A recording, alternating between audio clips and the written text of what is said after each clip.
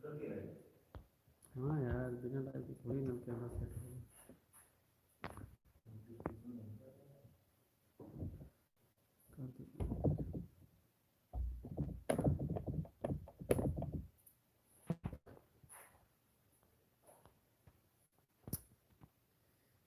इसमें मतलब एक होना चाहिए घुमाने वाला यार, छोटा बड़ा। देखो सुबह भाई सही है यार। देखो जरा अपने मोबाइल में।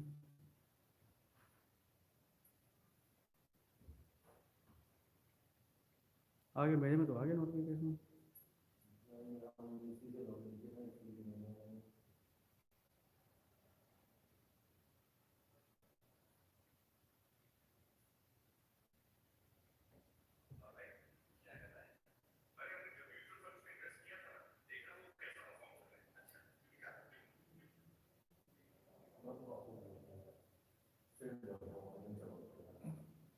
लाइन टू लाइन दो, यहाँ उंगली रखो, उंगली उंगली रखो।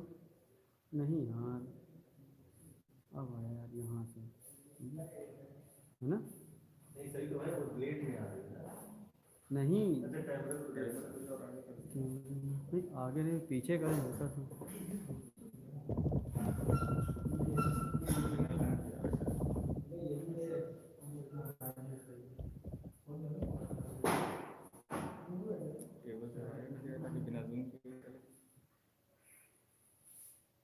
क्या रुके भाई, अब देखो जरा उंगली, देखो जरा उंगली, वही तो करो। हाँ यहीं से लिखेंगे सर, थोड़ा उधर खिसका देंगे इसको।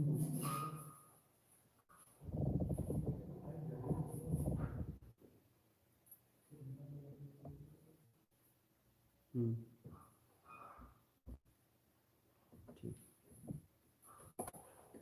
आ गया। बिना लाइव करे भैया, ना कर भैया, बिना लाइव किए देखेंगे बस पहले।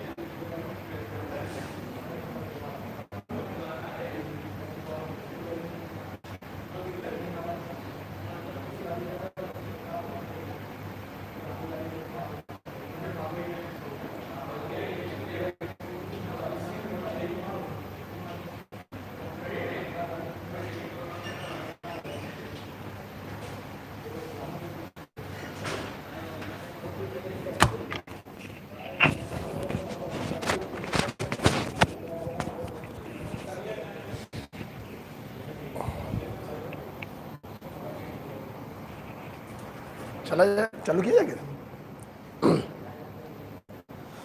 हाँ, तो बेटा कहाँ तक हो गया था? क्यों बेटा?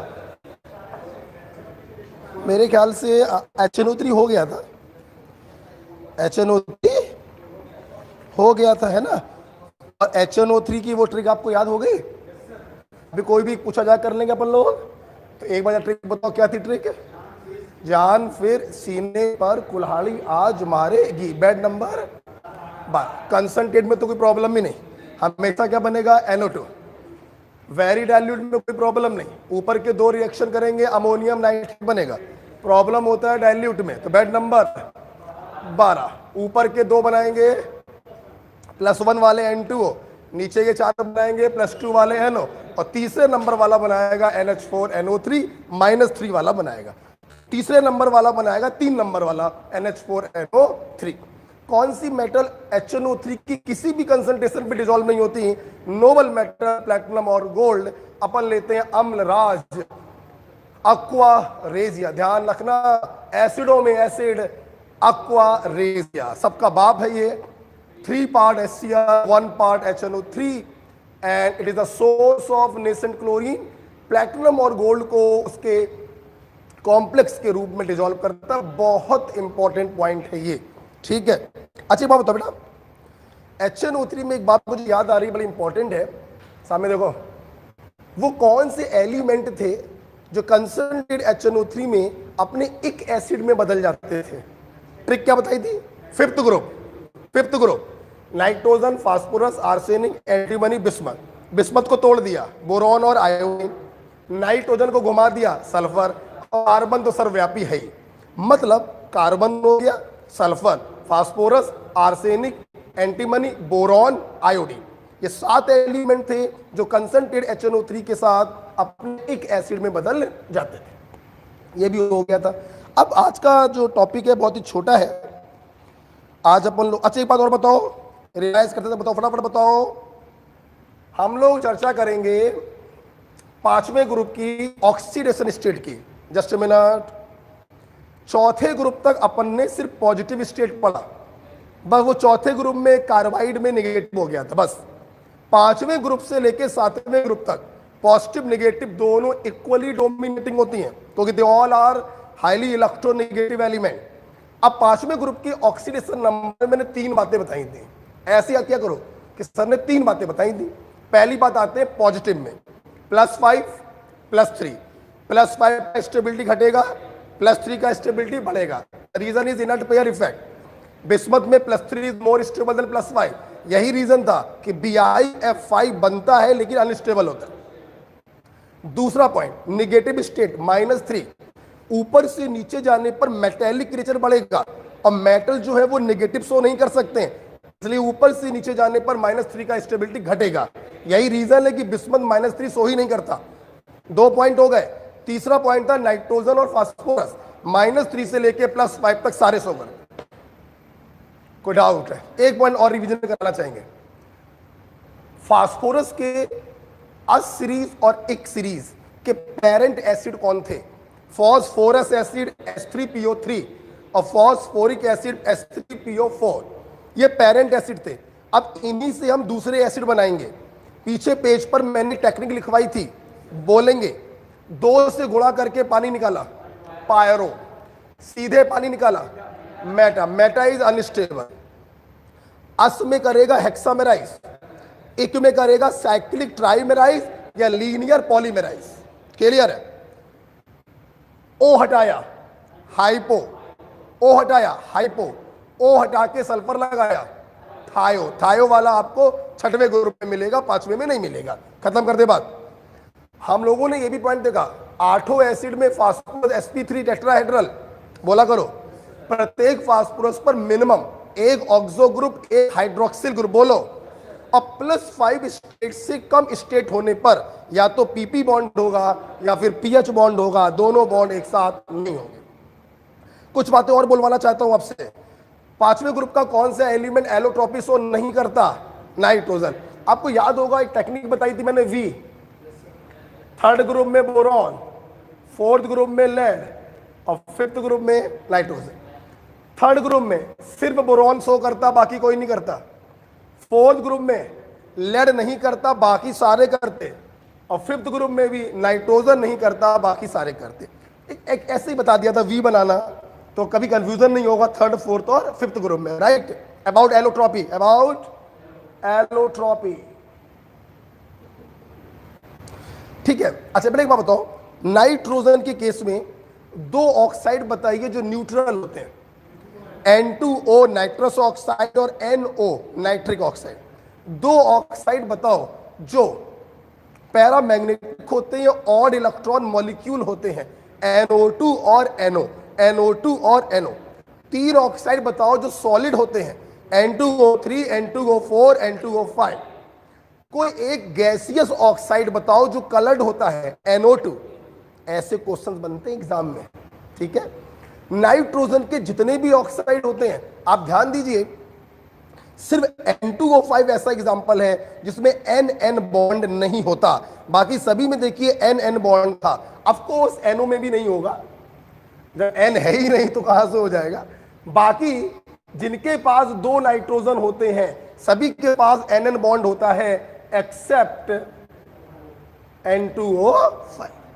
क्लियर? सब हो गया था ऑलमोस्ट, ओके। क्या साबु याद है आपको? साबु, साबु याद है ये ट्रिक आपको? चल भाई बोल। अरे एक मिनट बस। हाँ साबु में आ जाओ, बताओ।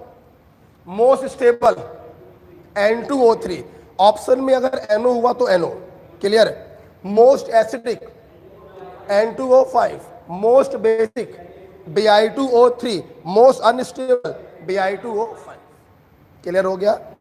फास्फोरस के ऑक्सी एसिड डायमर या monomer? Dimer. Phosphorus, arsenic, antimony, इनके ऑक्सी सॉरी इनके ऑक्साइड हमेशा डायमर के फॉर्म में होते हैं, that is P4O6, P4O8, P4O10। एक का स्ट्रक्चर पढ़ लो, बाकी सबके अपने आप बनते चले जाते हैं। आपने इसका स्ट्रक्चर तो पढ़ा ही होगा, P4 का ट्राइसाइक्लिक होता है, O लगाते चले जाओ तो इनके स्ट्रक्चर बन जाते हैं। Is it clear? ये भी नॉर्मल एनहाइड्राइड है, ये भी नॉर्मल एनहाइड्राइड है, लेकिन ये बोलो मिक्स्ड एनहाइड्राइड होता है। क्लियर है बेटा सबको? अच्छा बेटा एक बात बताओ, नाइट्रोजन को बनाने के तीन तरीके बताए थे मैंने, ammonium nitride, ammonium dichromate, barium azide या सोडियम एजाइड। गर्म करेंगे nitrogen, right. Ammonium nitride is the laboratory method, ammonium dichromate pure nitrogen, volcano reaction due to formation of green solid Cr2O3। Barium azide, sodium azide pure, ultra pure nitrogen आपको प्राप्त होगा, और metal जो है वो अलग हो जाएगा, राइट। बड़े बात बताइए, नाइट्रोजन डायटोमिक गैस होती है, हाईली स्टेबल होती है after carbon monoxide due to presence of triple bond. Bond energy बहुत ज्यादा, इसीलिए 78% by volume in our atmosphere. Ammonia की स्मेल कैसी होती है? Pungent smelling gas. बोलो कैसी होती है? पंजेंट स्मेलिंग गैस होती है। वो कौन सा हाइड्राइड है? नाइट्रोजन का जो एसिडिक होता है, हाइड्राजोइक एसिड। बेटा बोलो हाइड्राजोइक एसिड, बोले तो N3H हाइड्राजोइक एसिड निकनेम हो गया। केमिकल नेम की बात करें तो hydrogen azide, hydrogen azide. The only hydride of nitrogen which is acidic is hydrazoic acid. Okay ठीक है, सब हो गया। अच्छा बेटे बताओ, कितने परसेंट HNO3 को लैबोरेटरी ग्रेड नाइट्रिक एसिड कहते हैं? बोलो 68% वेट बाई वेट। एनसीईआरटी का पॉइंट है, कभी भी क्वेश्चन आ सकता है, ठीक है। आज बेटा हम लोग को बहुत जरा सा पढ़ना है,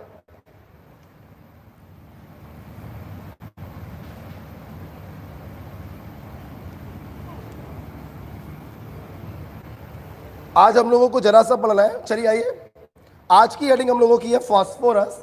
सबसे पहले आपकी कॉपी भी लिखा है कि फास्फोरस को हमने प्राप्त कैसे किया, तो इधर देख सकते हैं। कैल्शियम फॉस्फेट कैसे बनाया होगा फार्मूला?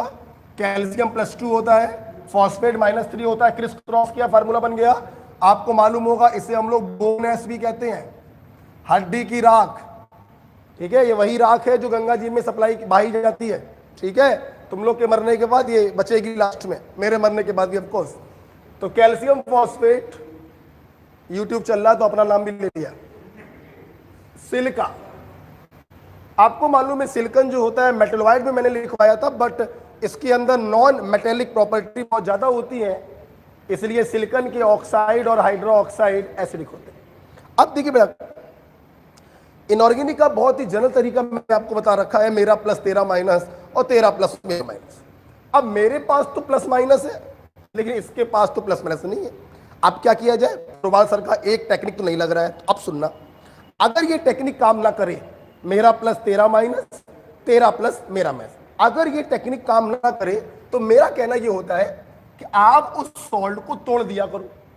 तुम लोगों ने अभी अभी आयनिक इक्विलिब्रियम पढ़ा है, सॉल्ट के अंदर एक एसिडिक पोर्शन होता है और एक बेसिक पोर्शन होता है। अब देखिए पूरी क्लास समझ गई है, इसके अंदर बेस है कैल्शियम हाइड्रोक्साइड और एसिड होगा H3PO4। कैल्शियम हाइड्रो ऑक्साइड बोलो या उसका CaO ऑक्साइड बोल दो, एक ही बात है। H3PO4 बोलो या उसका एनहाइड्राइड बोल लो, एक ही बात है। मतलब इस सॉल्ट के अंदर ये बेसिक पार्ट है और ये एसिडिक पार्ट है, कोई प्रॉब्लम नहीं किसी को। ये क्या है? एसिड। एसिड बेस से रिएक्शन करेगा, तो ये सिलिका कैल्शियम ऑक्साइड से रिएक्शन करेगा और अपना सॉल्ट बनाएगा कैल्शियम सिलिकेट, और ये जो P4O10 होगा ये अलग हो जाएगा। अक्सर टीचर्स ये याद करवाते हैं रिएक्शन, लेकिन मुझे नहीं लगता कि याद करने की कोई आवश्यकता है। दो आयनिक कंपाउंड रिएक्शन कर रहे हैं, मेरा प्लस तेरा माइनस, तेरा प्लस मेरा माइनस, कोई खत्म हो गई बात। अब एक आयनिक है, एक कोवेलेंट है, मेरे पास तो प्लस और माइनस है, बट इसके पास प्लस और माइनस नहीं है, तो मैंने इसको तोड़ दिया, एसिडिक पोर्शन और बेसिक पोर्शन ने। एसिड ने बेस से रिएक्शन करके एक दूसरा सॉल्ट बना दिया और ये एसिडिक वाला पोर्शन जो है वो अलग हो गया। Is it clear? अब इस P4O10 में हम रेड्यूसिंग एजेंट डालेंगे कार्बन, ये इससे ऑक्सीजन को घसीट लेगा, तो कार्बन मोनोऑक्साइड अलग हो गया और व्हाइट फास्फोरस अलग हो गया। तो ये देखिए हड्डी की राख से व्हाइट फास्फोरस कैसे बनाया जाता है। This is the method of preparation. आपकी कॉपी पे सब कुछ लिखा हुआ है, आप बस अपनी कॉपी पे ये लिखें कि कैसे मैंने इस सॉल्ट को ब्रेक किया हुआ है। ऐसा करने से क्या होगा ना, आपको रिएक्शन याद नहीं करना पड़ेगा।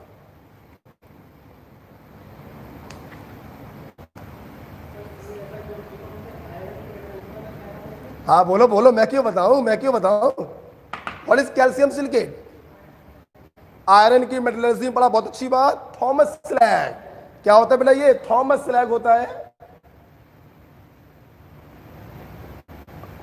साथ में कैल्शियम फॉस्फेट भी होगा। लेकिन अगर दोनों ऑप्शन है, बोथ है तो बोथ लगाएंगे, और बोथ ना दिया हो तो आप इसको टिक करेंगे थॉमस स्लैग में। अगर तुमने बात छेड़ी है और बताओ, कुछ और भी बताया इसके बारे में। अब तुमने बात छेड़ दी है थॉमस स्लैग बोलकर कि 5वें आयरन की मेटलर्जी में आपने इसका नाम बताया था, तो कुछ और भी बताया है मैंने सेकेंड ग्रुप में। इसी को कहते हैं हम लोग fly ash, substituent of cement.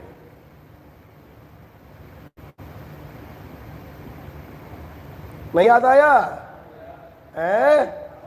चलिए, तो calcium silicate is very popular, Thomas slag in iron metallurgy.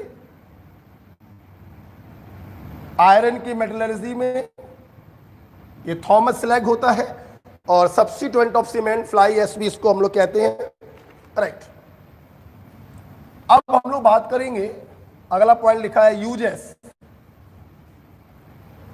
Uses देखिए, पहला यूज लिखा है P32 ल्यूकेमिया। P32 का इस्तेमाल ल्यूकेमिया में करते हैं। मेरे ख्याल से ल्यूकेमिया बोले तो blood cancer, okay, blood cancer में इसका इस्तेमाल कर, बोलो बेटा। और मुझे जहां तक याद आ रहा है, ब्लड कैंसर में कोबाल्ट 60 भी यूज होता है। कोबाल्ट 60 भी अब ब्लड कैंसर ना हो, कैंसर थेरेपी में यूज होता होगा कैल्शियम कोबाल्ट 60, और आपका रेडॉन का इस्तेमाल भी करते हैं कैंसर थेरेपी में। ठीक है, तो 3 आपके सामने हो गया, P32 हो गया, कोबाल्ट 60 हो गया और रेडॉन हो गया। ये कैंसर थेरेपी में इस्तेमाल किए जाते हैं, राइट। दूसरा पॉइंट तुम्हारी कॉपी पे क्या लिखा है? मेरी पुरानी कॉपी है, स्मोक स्क्रीन लिखा है। स्मोक स्क्रीन, धुएं की बनी स्क्रीन।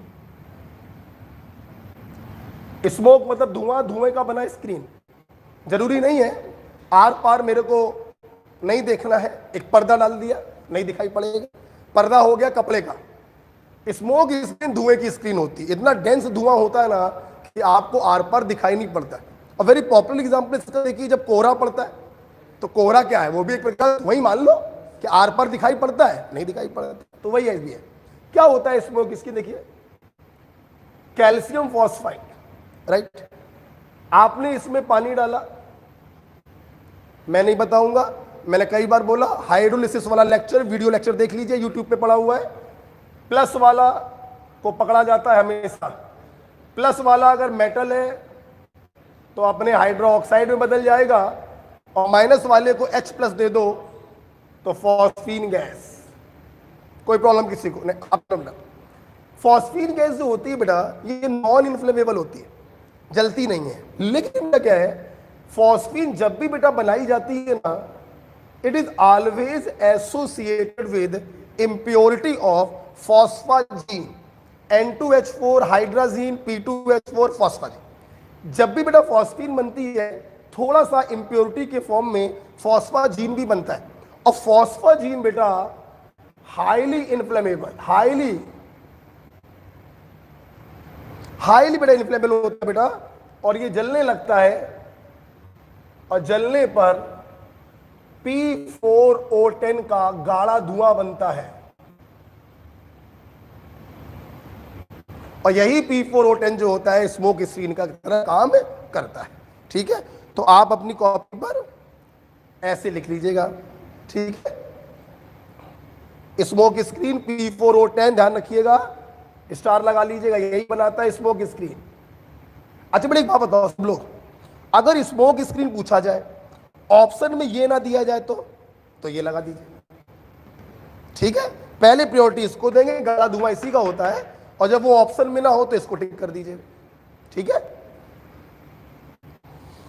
तीसरा एग्जांपल क्या लिखा है कॉपी पर? Match industry, okay.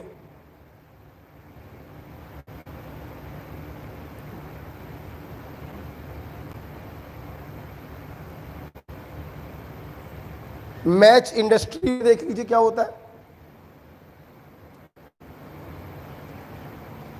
तो बेटा आप लोगों से अगर कोई ये पूछे कि फॉस्फीन तो नॉन इन्फ्लेमेबल होती है, तो फिर ये आग कैसे पकड़ लेती है, उत्तर क्या दोगे?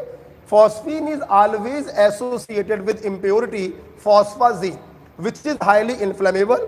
ये आग पकड़ लेती है, P4O10 का गाढ़ा धुआं बनता है, यही स्मोक स्क्रीन बनाता है। ओके बेटा आ जाओ, आगे बढ़े हम लोग, आगे बढ़े बेटा। अब सुन बेटा, मैच इंडस्ट्री, माचिस में कितने पार्ट होते हैं? 2, एक तीली और एक डब्बी, जिसे साइड में रगड़ के यहाँ पे जो रजनीकांत टकले जला लेता है ना, वही। तो खैर कभी कोशिश मत करना किसी से टकले से जलाने की, मतलब जूते बहुत पड़ते हैं फिर, ठीक है। इधर देखिए, तो एक तो हो गया स्टिक, मैच स्टिक। मैच की स्पेलिंग MATCH, मैच स्टिक की स्पेलिंग बोलो, सही लिखा है, तुम लोग होशियार हो गए बेटा सर। एक तो मैच स्टिक हो गया, और एक साइड ऑफ बॉक्स, जो बॉक्स के साइड में रगड़ते हैं जहां पे, उसे हम लोग कहते हैं स्ट्राइक एनीवेयर, कहीं पर भी रगड़ो। आप लोगों ना बचपन में हम लोग क्या करते हैं, बचपन में मैंने तो बहुत किया है, बिल्कुल लास्ट पॉइंट से रगड़ के चलाने की प्रयास करते हैं कि जलेगी कि नहीं जलेगी, देखा ना कभी? तो स्ट्राइक एनीवेयर, ये नाम दिया गया, स्ट्राइक एनीवेयर, ठीक है। अब देखो बेटा, तो मैं कैसे याद करवाता हूं वो समझो, आप पहले कैसे याद करवाता हूं पहले वो समझो। देखो एक तुम लोगों ने अभी जस्ट 5 मिनट बाद आप पढ़ोगे फास्फोरस के allotropes, white phosphorus, red phosphorus, black phosphorus. इसमें से जो व्हाइट फास्फोरस होता है बेटा, ये पॉइजनस होता है। क्या होता है बेटा? पॉइजनस होता है। अब कैसे याद करवाएं इस चीज को? सुनना, तुमने देखा होगा अक्सर लोग कहते हैं कि माचिस की तीली से कान मत खुजलाया करो। ठीक है, क्यों कहते हैं? उसके दो रीजन होते हैं। एक तो उसका ज्यादा अंदर घुस गया तो पर्दे में छेद हो सकता है, और दूसरा माचिस के टिप पर जो मसाला लगा होता है वो पॉइजनस होता है। क्या होता है बेटा? पॉइजन। अब पॉइजनस क्या है? White phosphorus. तो हम ऐसे याद करेंगे कि मैच इंडस्ट्री में व्हाइट फास्फोरस का इस्तेमाल नहीं होता है, क्योंकि वो क्या होता है? पॉइजनस। मैच इंडस्ट्री में इस्तेमाल होता है रेड फास्फोरस का। वो भी माचिस की तीली पर नहीं होता है, वो भी होता है स्ट्राइक एनीवेयर पर, रेड फास्फोरस।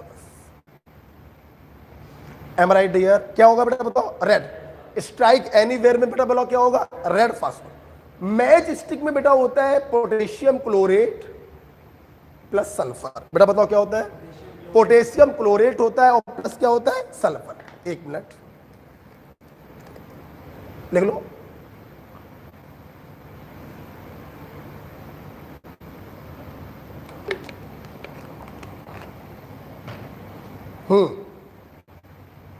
एक बार बेटा ये देखो, ये देखिए मैच स्टिक के मेन कंपोनेंट ये है, स्ट्राइक एनीवेयर के ये। अब सुनना, होने को देखो और भी बहुत सारी चीजें होती हैं।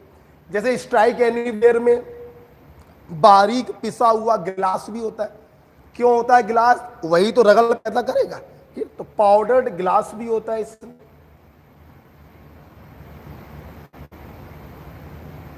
और बेटा चिपकाने के लिए ग्लू भी होगा। ठीक है, तो ये सारी चीजें होती हैं। यहां पर भी होता है बेटा स्टार्च होता है, चिपकाने के लिए ग्लू भी होता है। तो देखिए बेटा मेरी बात पहले ध्यान सुन लो, डिफरेंस सिर्फ इसका है बस। आप ये समझो, मैच स्टिक में ये है और स्ट्राइक एनीवेयर में ये, बस। बाकी चीजें कॉमन है। आप पाउडर्ड गिलास यहां पर भी लिख सकते हो, कोई प्रॉब्लम नहीं। डिफरेंस मेन जो होता है वो इसका होता है बस। ठीक है, तो माचिस की तीली में क्या होगा? पोटेशियम क्लोरेट और सल्फर, और स्ट्राइक एनीवेयर में क्या होगा? रेड। मेन पॉइंट ये है, बाकी चीजें कॉमन कर सकते हो। पाउडर्ड ग्लास यहां लिख दो, यहां लिख दो, कोई दिक्कत नहीं। ग्लू यहां लिख दो, यहां लिख दो, कोई दिक्कत नहीं। ठीक है, आगे बढ़ते हैं। अगला पॉइंट क्या लिखा है? होल में सिग्नल। तो बताओ, सोच बताओ मैंने कैसे याद कराया? कौन सा फास्फोरस होगा, व्हाइट या रेड? रेड, क्योंकि व्हाइट फास्फोरस होता है पॉइजनस। अब रेड होगा माचिस की तीली में होगा या डब्बी के साइड में होगा? बस खत्म करो बात। ठीक है, अब हम लोग को देखना है होल में सिग्नल। सिग्नल होल में सिग्नल क्या है? पहले इसका यूज देख लेते हैं, क्या इसका यूज है, फिर बताते हैं। जैसे मान लो भाई ये एक है, बताओ ये क्या है? समुद्र है। ये क्या है बेटा? ये समुद्र। और समुद्र में आपने देखा है जगह जगह पर ऐसे करके पहाड़ी टाइप की बनी रहती है ना? नहीं, टापू टाइप के बने होते हैं। अब देखा बेटा पानी भरा हुआ है, ये टापू है। अब यहां पर एक जहाज है और एक जहाज यहां पर है, मान लो। ठीक है, अब जाहिर सी बात है इस टापू के उस तरफ जहाज है या नहीं है। अब इसके पास जो है कोई दिव्य दृष्टि तो है नहीं, आंखें बंद किया और सब दिखाई पड़ गया। मतलब इस टापू के कारण इसको ये दिखाई नहीं पड़ रहा है। तो ये लोग क्या करते हैं, अपने दूसरे शिप को सिग्नल देने के लिए होल में सिग्नल का इस्तेमाल करते हैं। होल में सिग्नल में कई सारे केमिकल पड़े होते हैं, ये उसको उठाते हैं और समुद्र में फेंक देते हैं। समुद्र के पानी से वो रिएक्शन करता है और इस प्रकार चमक होती है, और इस चमक को देख के उस तरफ वाला जहाज समझ जाता है कि टापू के इस तरफ भी कोई जहाज है। ठीक है, इसका मतलब इसको उससे मिलना चाहिए। मिलने का मतलब ये भी नहीं है कि टापू में छेद करेगा, छेद तो कर लेगा, ऐसे घूमते हुए जाएगा, मुलाकात कर लेगा। अब क्यों मुलाकात कर रहा है उसकी हेडेक है, क्या चाहिए उसको वो तो मुझे नहीं मालूम। ठीक है, तो ये होल में सिग्नल का यूज होता है। पानी के जहाज एक दूसरे को अपनी लोकेशन बताने के लिए इसका इस्तेमाल करते हैं। अब ये है क्या, कौन कौन से केमिकल होते हैं? देखिए जरा, ये डब्बा है बेटा, इस डब्बे के अंदर ध्यान दो एक पार्टीशन होता है, आधे पार्ट में भरा होता है कैल्शियम कार्बाइड और आधे पार्ट में भरा होता है कैल्शियम फॉस्फाइड। तो आप ये कह सकते हो कि haulm signal is the mixture of calcium carbide and calcium phosphide. ठीक, अब हमें सिग्नल देना है, तो क्या करते हैं जहाज में, थोड़ा छेद कर दिया इसमें और थोड़ा छेद कर दिया इसमें, डब्बे को उठा के पानी में फेंक दिया। जब छेद कर दिया तो इसके अंदर पानी प्रवेश करेगा और इसके अंदर भी पानी प्रवेश करेगा। रिएक्शन आप लोग रटी हुई है, हाइड्रोलिसिस हो रही है, प्लस वाले को पकड़ो हाइड्रोक्साइड बदल दो और माइनस वाले को उतना ही H+ देकर हाइड्राइड के रूप में अलग कर दो, तो कैल्शियम हाइड्रोक्साइड अलग हुआ C2-2, तो C2H2 एल्काइन एसिटिलीन। कोई प्रॉब्लम किसी को? सब पढ़ा चुके हैं आपको, बाकी आपकी इच्छा।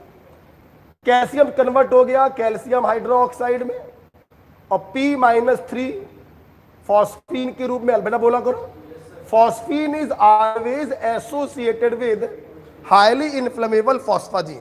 फॉस्फाजीन आग पकड़ लेती है, अभी आपको मैंने बताया था, और उस आग में एसिटिलीन चमकने लगती है। याद करिए 4th ग्रुप में जब मैं आपको पढ़ा रहा था कोल गैस, चांदनी चौक वाले सब पागल, कोल गैस में मैंने आपको पढ़ाया था कि इसमें जो चमक आती है, जो रोशनी होती है, वो अनसैचुरेटेड हाइड्रोकार्बन की होती है। तो ये अनसैचुरेटेड हाइड्रोकार्बन है C∼C, इसके कारण चमक होती है, ये आग पकड़ेगा और यही चमक देख के सामने वाला समझ जाता है कि उस पार भी कोई शिप खड़ा हुआ है। तो this is actually haulm signal. आपकी कॉपी बना हुआ है, सब बने हुए हैं ना मेरे ख्याल से, कुछ लिखना भी नहीं है, लिखा भी है आपकी कॉपी में इसके नीचे इल्यूमिनेटिंग होता, बोलो लिखा है, और मेरे ख्याल से ये भी लिखा हुआ है हाईली इन्फ्लेमेबल। तो ये आग पकड़ेगा और उस आग में एसिटिलीन चमकने लगती है और सामने वाले को पता चल जाता है। ठीक है बेटा, चलो भाई ये यूजेस हो गए। अब आपकी कॉपी पे क्या लिखा है, फॉस्फीन। अमोनिया पढ़ ही चुके थे तुम लोग, अब फॉस्फीन में आ जाओ। फॉस्फीन फिश लाइक स्मेल होती है, मछली की तरीके।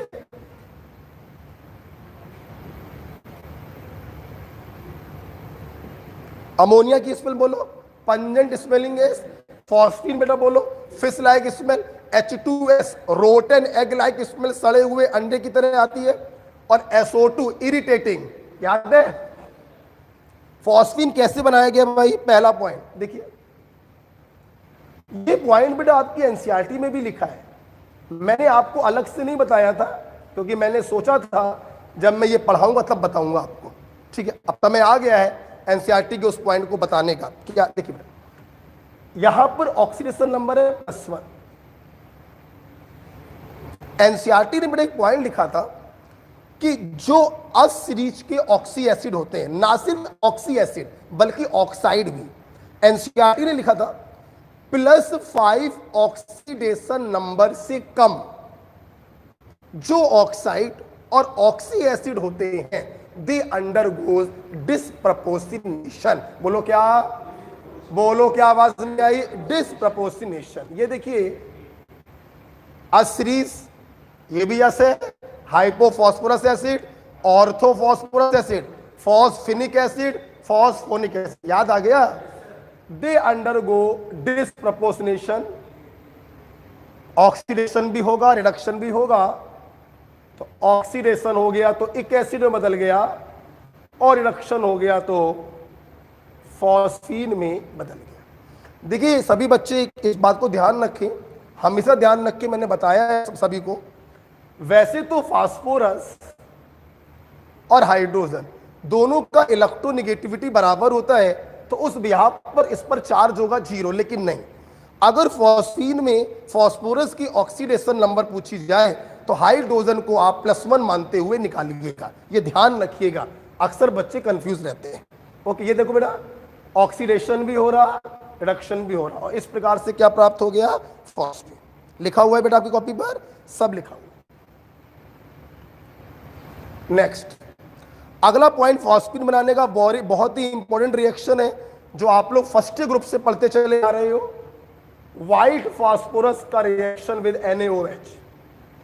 मुझे बताने की जरूरत तो नहीं है लेकिन मैं बता दे रहा हूं, आपको याद है ये रिएक्शन। यहां पर भी डिस्प्रपोर्शनेशन होता है, आपको फॉस्फीन गैस मिलेगी और सोडियम हाइपोफॉस्फाइट मिलेगा। सच्चाई ये है कि आज मुझको इसका नाम बताने की कोई जरूरत नहीं है, आपने फास्फोरस के सारे ऑक्सी एसिड पढ़े हैं, आपको याद होगा, रिवाइज करा रहा हूं। दिस इज हाइपोफॉस्फोरस एसिड, बोल यार, वैलेंस फैक्टर कितना है 1, अपने अंदर से एक एच हटा सकता है। आप समझ गए होंगे रिवर्सल का साइन क्यों लगाया होगा, क्योंकि वीक एसिड है। स्ट्रॉन्ग एसिड 100% ब्रेक करते हैं, वीक एसिड α% ब्रेक करते हैं, और ये बन गया इसका एनायन। आज सीरीज है, लास्ट में क्या आएगा आइट, तो नाम हो गया हाइपोफॉस्फाइट आयन। कुछ याद आया कि नहीं आया? इसका सोडियम के सॉल्ट बनाओगे तो NaH2PO2 ही बनेगा। ओके, अब देखो बेटा, अब आप लोग को मालूम है कि phosphine is always associated with phosphazine, और ये फॉस्फाजीन क्या पकड़ लेता है? आग, और आग पकड़ के ही बनाता है P4O10। ये जो बेटा P4O10 होता है, ये बड़ा लेबोरेटरी मेथड है फॉस्फीन बनाने का। कौन सा मेथड बेटा? अब सुन, ये जो P4O10 है, गाढ़ा धुआं जो है, ये ऐसे छल्ले के रूप में निकलता है, छल्ले के रूप में। इन्हीं छल्लों को हम कहते हैं वॉर्टेक्स रिंग।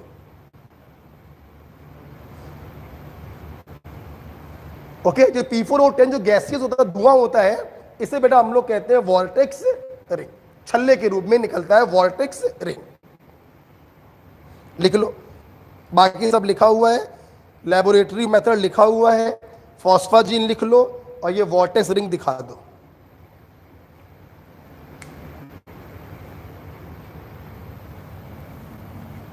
कुछ लोग मेटाफॉस्फोरिक एसिड का वॉर्टेक्स रिंग बनाने लगते हैं, HPO3। मैं नहीं मानता हूं HPO3, कुछ लोग बोलते हैं वॉर्टेक्स रिंग को, लेकिन मेरा मानना है कि वो इसकी रिंग होती है P4O10 की। आगे बढ़े बेटा, एक बहुत ही प्यारा पॉइंट NCERT का देखिए लिखा हुआ है, पढ़िए। CO2 is used to create inert atmosphere. मैं इन पॉइंटों को स्पेशल अटेंशन क्यों देता हूं, क्योंकि इनर्ट एटमॉस्फेयर पैदा करने के लिए बच्चों के मन में हमेशा होता है इनर्ट गैस। स्टील इंडस्ट्री में इनर्ट एटमॉस्फेयर नाइट्रोजन गैस, और फॉस्फीन के लेबोरेटरी मेथड में इनर्ट एटमॉस्फेयर पैदा किया कार्बन डाइऑक्साइड ने। क्लियर? सो अच्छा, एक पॉइंट और लिख लो, NCERT का पॉइंट है, हाशिए भी लिखेंगे। देखिए बेटा, NCERT में पॉइंट बेटा लिखा हुआ है, ये जो लेबोरेटरी से आपने फॉस्फीन बनाया या अस सीरीज के डिस्प्रपोर्शनेशन से फॉस्फीन बनाया, तो जाहिर सी बात है ये फॉस्फीन 100% प्योर तो हो नहीं सकती है, इम्प्योरिटी इसमें उपस्थित होती है। तो NCERT का कहना है कि टू प्यूरिफाई फॉस्फीन, फॉस्फीन को प्यूरिफाई कैसे करते हैं सुनना, सबसे पहले इसको ट्रीट करवाते हैं HI से, कुछ बनेगा, फिर उसको ट्रीट करते हैं KOH से, तो हमें प्योर फॉस्फीन प्राप्त होती है। आप हाशिए पे लिखिए,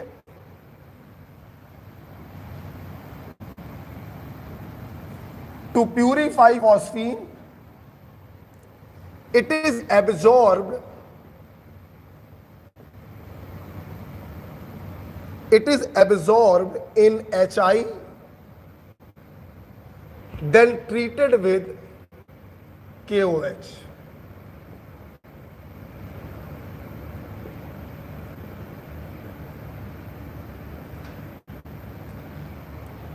It is absorbed in HI, then treated with KOH. Okay, कुछ भी याद नहीं करना डियर, कुछ है ही नहीं जो याद करोगे। जरा देखो ना, फॉस्फीन को HI में एब्जॉर्ब कराए। लिसन टू मी, अगर यहां पे अमोनिया लिखा होता ना तो एक बच्चा ना पूछता, फॉस्फीन लिखने पर भी नहीं पूछना चाहिए।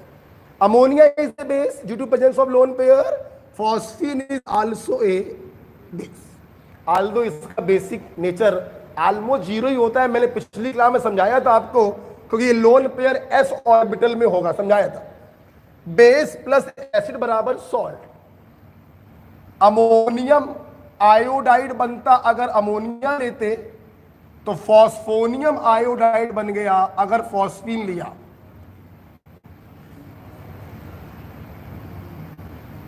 नहीं समझे? बोलो। और अब तुमने इसको किससे ट्रीट किया? फिर देखना कल ही बढ़ाया था, बहुत इंपॉर्टेंट रिएक्शन थी। Any ammonium salt with any alkali हमेशा मिलती है अमोनिया गैस, एक कोई सॉल्ट बन जाता है प्लस वाटर। नहीं याद आ रहा है? अब अमोनियम सॉल्ट है तो अमोनिया बनेगी, फॉस्फोनियम सॉल्ट है तो फॉस्फीन बनेगा। प्रॉब्लम क्या है? दूसरा सॉल्ट बनेगा KI,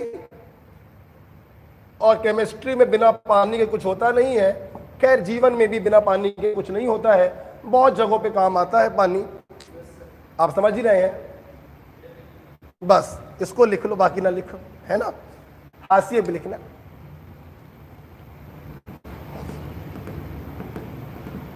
बिना पानी के सुबह नहीं होती है ना? अमेरिका होता तो बिना पानी के सुबह हो जाती, यहाँ इंडिया में नहीं हो पाता, है ना? चलो लिख लिया। तो ये हाशिए पे लिखिएगा कि to purify phosphine we first absorbed it by using HI and then treated with KOH alkali. अगला पेज, प्रॉपर्टी कुछ नहीं है, जो भी एक दो प्रॉपर्टी लिखी भी है वो एक्चुअली NCERT में लिखी है, इसलिए मैंने बताई आपको। अच्छा एक बात बताओ, तुम लोग को एक काम देना है, सब तो मैंने पढ़ा दिया, पूरी नॉलेज खत्म हो गई। 6th ग्रुप और 7th ग्रुप मैं आपको काम दे रहा हूं HW NCERT से 3-3 पेज के नोट्स बनाने, ये तुम्हारा काम है, सुन लो भैया, ठीक है? मैंने सब खत्म कर दिया। 6th ग्रुप और 7th ग्रुप के 3-3 पेज। कितने पेज? 3 पेज में बस, 1, 2 और 3, बस इतने में NCERT से नोट्स बनाने हैं। और जो बना लेगा वो मुझको भेजेगा। अभी मैं देखूं जरा कि कुछ तुम लोग पढ़ भी पाते हो कि नहीं पढ़ पाते, क्या कुछ लिख पा रहे हो NCERT से पढ़कर? क्या मैं देख सकता हूं? बनाओगे 6th ग्रुप और 7th, बाकी सब हो ही रहा है। अभी ईथर तक के ऑर्गेनिक के वीडियो पढ़ चुके हैं। कल आपको कार्बोनिल कंपाउंड का लेक्चर मिल जाएगा, और मैं आयनिक और फिजिकल तो मैं पढ़ा ही रहा हूं, ठीक है? उम्मीद है 10-5 दिनों में सब खत्म कर देंगे। और जुलाई के फर्स्ट वीक से फुल सिलेबस टेस्ट होंगे, जिनका डिस्कशन भी किया जाएगा। मैं व्हाट्सएप पे जो टेस्ट सीरीज चला रहा हूं, चली रही है, 10 टेस्ट उसमें हो चुके हैं, सॉल्यूशन प्रोवाइड करता हूं, आंसर भी देता हूं। जुलाई के फर्स्ट वीक से मैं अपनी व्हाट्सएप वाली टेस्ट सीरीज रन करूंगा, ठीक है? चालू हो यहां पर full syllabus test, physics, chemistry और बायो के, जिनका फुल डिस्कशन होगा। मैं कोशिश करूंगा कि जुलाई के फर्स्ट वीक से चालू करें, और 23-24 जुलाई तक 7-8 फुल सिलेबस टेस्ट हम लोग ले लें विद फुल डिस्कशन, एक एक क्वेश्चन का। जैसे मान लो 7 जुलाई को कोई टेस्ट हुआ पहला, ठीक? अब दूसरा टेस्ट हम लेंगे 3 दिन बाद 10 जुलाई को, तो 8-9 इन 2 दिनों में उनका डिस्कशन हो जाएगा। हम कहना ये चाहते हैं रिवीजन प्रोग्राम, जुलाई के फर्स्ट वीक से आपका रिवीजन प्रोग्राम चालू हो जाएगा, ठीक है? तब तक आप मेरी व्हाट्सएप वाली टेस्ट सीरीज के माध्यम से जो चैप्टर वाइज टेस्ट चल रहे हैं, 4-4 चैप्टर, 3-3 चैप्टर, 5-5 चैप्टर, वो देते रहिए। अभी 18 जून को टेस्ट हुआ था, अब कब है? अब 25 जून को है, और 25 जून के टॉपिक हमने सारे बताए हैं। सॉलिड स्टेट है 25 जून को, 6th ग्रुप है, कार्बोनिल कंपाउंड, एसिड और Me, ये सब हो जाएगा। समझ रहे हैं? सिर्फ ये आपको करना है बस, 6th और 7th ग्रुप, बाकी सब हम करवाएंगे। ठीक है, तो बस चलते रहिए, पढ़ाई करते रहिए, और जितना अच्छे से अच्छा होगा इस कोरोना काल में वो किया जाएगा। ठीक है, बाकी आपके मन में क्या चल रहा है हमको लेकर या ओमेगा को लेकर, डजंट मैटर, क्योंकि सबके मन भैया अपना अपना है, सब अपना अपना सोचते हैं। ठीक है, चलिए बेटा, आगे की जो प्रॉपर्टी लिखी हुई है, पहली प्रॉपर्टी जरा ध्यान से देखिए, कॉपर का कोई सॉल्ट हो या मरकरी का कोई सॉल्ट हो, ध्यान दो सब लोग, तुम्हें याद होगा कॉपर सिल्वर जब अमोनिया से रिएक्शन कर रहे थे तो कॉम्प्लेक्स के फॉर्म में डिसॉल्व हो गए थे, स्विट्जर रिएजेंट मैंने आपको बताया था।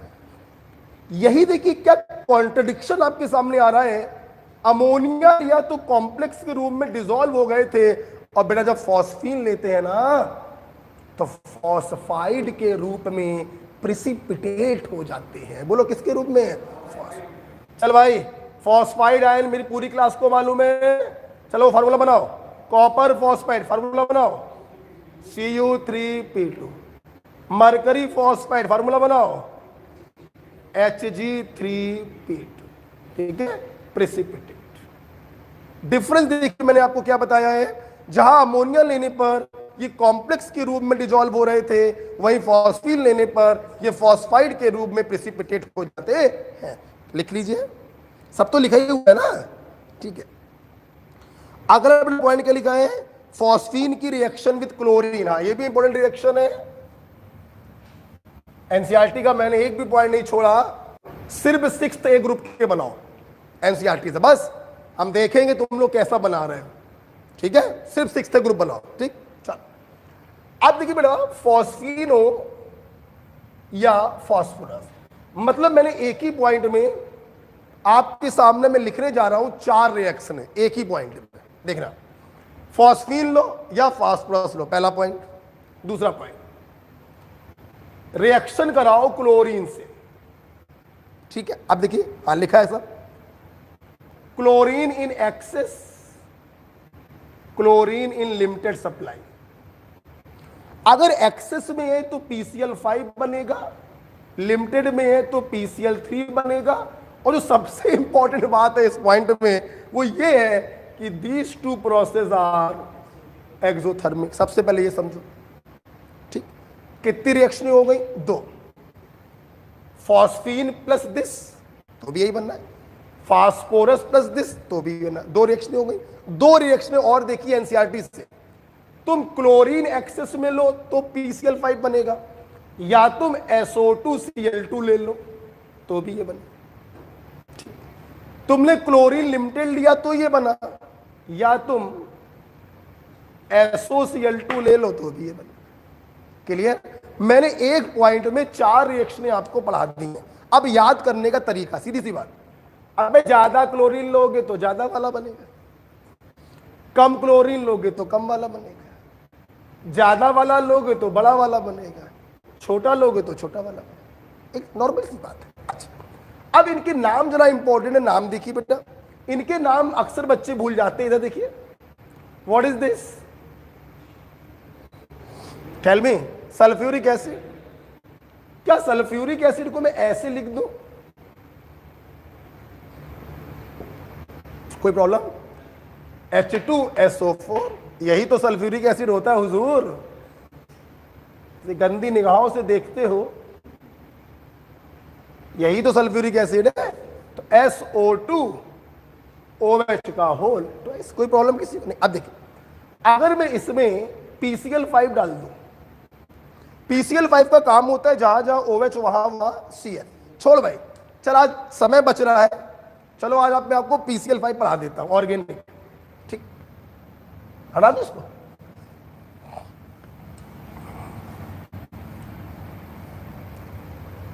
हटा दो PCl5, ऑर्गेनिक का पार्ट है। आ जाओ जरा, आओ तुम्हें PCl5 पढ़ा है। चलो छोड़ो तो थोड़ी देर बता दें। देखो, यूजुअली हम लोग PCl5 को ऐसे समझते हैं जहां जहां OH वहां वहां Cl। अच्छी बात है, ये आपके दिमाग में होना चाहिए। अगर इसको और अच्छे से समझें तो ध्यान रखो बेटा, होता क्या है, ये PCl5 क्या करता है, कार्बन ऑक्सीजन बॉन्ड को काटता है। PCl5 क्या करता है, कार्बन ऑक्सीजन बॉन्ड को काटेगा और हर एक बॉन्ड के लिए कार्बन को एक क्लोरीन देगा। मोटा मोटा क्या पढ़ते हैं, जहां जहां OH वहां वहां Cl, ये मोटा मोटा हो जाता है, अंदर घुसते हैं। PCl5 कार्बन ऑक्सीजन बॉन्ड को काटता है और प्रत्येक बॉन्ड के लिए ये एक क्लोरीन Cl, एक क्लोरीन कार्बन को प्रोवाइड करता है। दो बॉन्ड काटेगा, दो क्लोरीन कार्बन को प्रोवाइड करेगा। राइट, इधर देखिए जैसे, चल भाई आ जाओ, पूरी ऑर्गेनिक केमिस्ट्री खत्म। एल्कोहल ले लिया, अभी तो मालूम है जहां जहां OH वहां वहां Cl, कोई प्रॉब्लम नहीं। फिर भी कार्बन ऑक्सीजन एक बॉन्ड को काटा, कार्बन को एक क्लोरीन देगा। क्लियर हो गया, बढ़ते चलिए। ईथर, कार्बन ऑक्सीजन एक बॉन्ड को काटा, एक Cl, कार्बन ऑक्सीजन एक बॉन्ड को काटा, एक Cl। Is it clear? You will get 2 mole of alkyl chloride. Is there any problem? Say मैंने ले लिया कार्बोनिल कंपाउंड, एल्डिहाइड और कीटोन, कितने बॉन्ड काटे, बोलो ना, दो। तो कितने क्लोरीन देगा, दो। दो मत बोला करो, 2 बोला करो, हम कंफ्यूज हो जाते हैं। आपको मिल गया gem dihalide. Is it clear? ध्यान से देखेंगे सब लोग। मैंने बोला एसिड, अब यहां पर एक पॉइंट बताना है बस।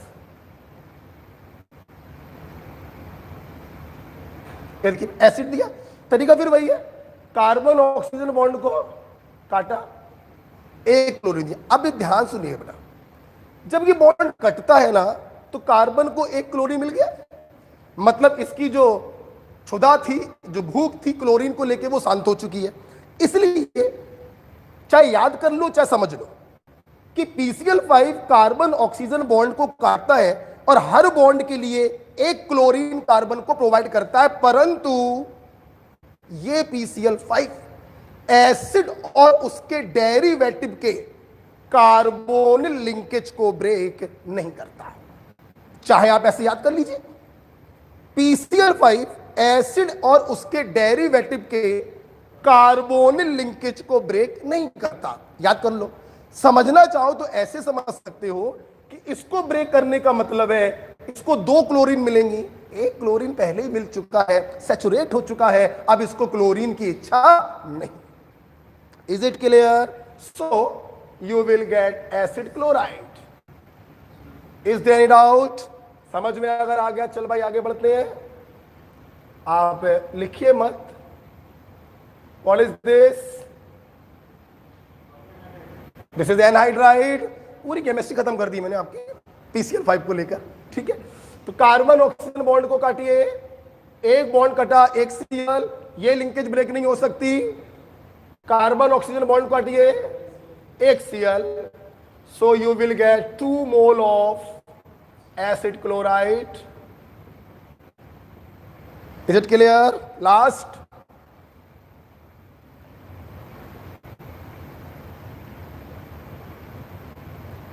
ईस्टर। समझ गए होंगे कौन सी लिंकेज ब्रेक होनी है। ये ब्रेक हुआ, एक Cl, ये ब्रेक नहीं हो सकता, ये ब्रेक हुआ, एक Cl, तो 1 mole acid chloride and another mole of alkyl chloride. Got it?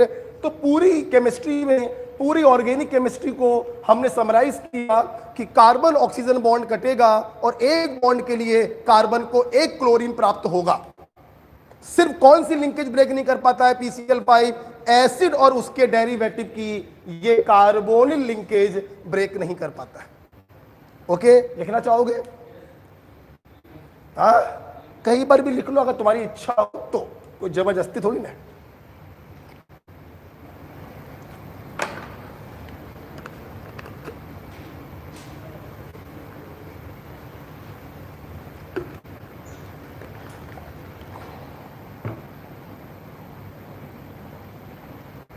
ये ऐसा करो, क्या लिख रहे हो, यूट्यूब पे देख लेना, यूट्यूब पे देख लेना, और पॉज करके लिखने का मन हो तो लिख लेना, अभी तो यूट्यूब पे आ ही जाएगा ना वीडियो। ठीक है, चलो हटाओ इसको, PCL5 हटाते हैं, इधर आइए बेटा। अब उम्मीद करते हैं आप समझ गए PCL5 ने क्या किया होगा, जहां जहां OH आया होगा वहां वहां पर Cl आ गया होगा। सोच के बताओ, ये लिंकेज ब्रेक होगी? नहीं, बिल्कुल एसिड और उसके डेरिवेटिव का कार्बोनिल लिंकेज ब्रेक बस नहीं कर पाएगा। ओके, अब देखिए, तो सल्फ्यूरिक एसिड से ये बना है, तो उसी के नाम पे इसका नाम पड़ा है। सल्फ्यूरिक एसिड से बन गया सल्फ्यूरिल क्लोराइड। ये बताना चाहता था मैं आपको। सुनो बेटा, SO2Cl2 इज सल्फ्यूरिल क्लोराइड, क्योंकि ये बनता है सल्फ्यूरिक एसिड से, तो इसका नाम रब कर दिया हमने। अरे यार, कोई बात नहीं, कोई बात नहीं, कोई बात नहीं, आपको हाथ में लिख रहे हो ना बेटा, तो इसका नाम हो जाता है थायोनिल क्लोराइड।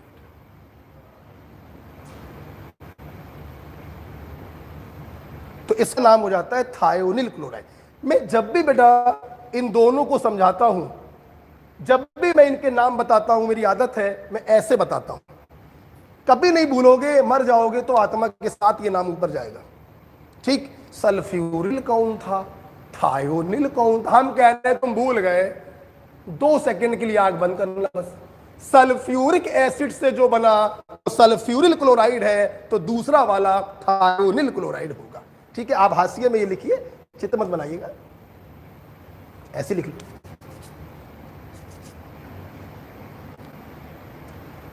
PCl5 के बारे में बता दिया, यहां पे जो भी ऑर्गेनिक केमिस्ट्री में जहां जहां यूज होता है।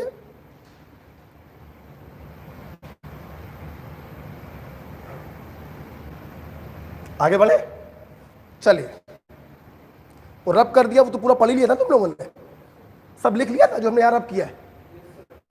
बेटा बता, जल्दी बताओ, आपके एरोमिक ऊपर वाले क्लोरीन के बगल में लिख लो SO2Cl2, और नीचे वाले क्लोरीन के बगल में लिख लो SOCl2। हो गया ना बेटा? तो बहुत अच्छी बात है। चलिए आगे बढ़ते हैं। PCl5 का काम अब आप कभी भूलेंगे नहीं, एक बार बोल दो, क्या बताया मैंने?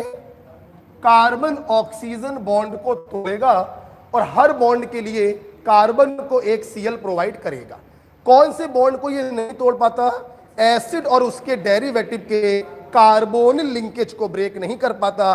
क्यों नहीं कर पाता? एक Cl मिल चुका है मेरे भाई, 2 तोड़ोगे 2 Cl और आ जाएंगे, 3 बल्कि क्लोरीन छोटे से कार्बन के चारों तरफ, बेचारा परेशान हो जाए। मैं ये तो नहीं कह रहा कि अनस्टेबल होगा, क्योंकि अगर अनस्टेबल होता तो क्लोरोफॉर्म का फॉर्मेशन ना होता। अनस्टेबल तो नहीं होगा, लेकिन परेशान हो जाएगा। ठीक है, हो गया मेरा सब कुछ।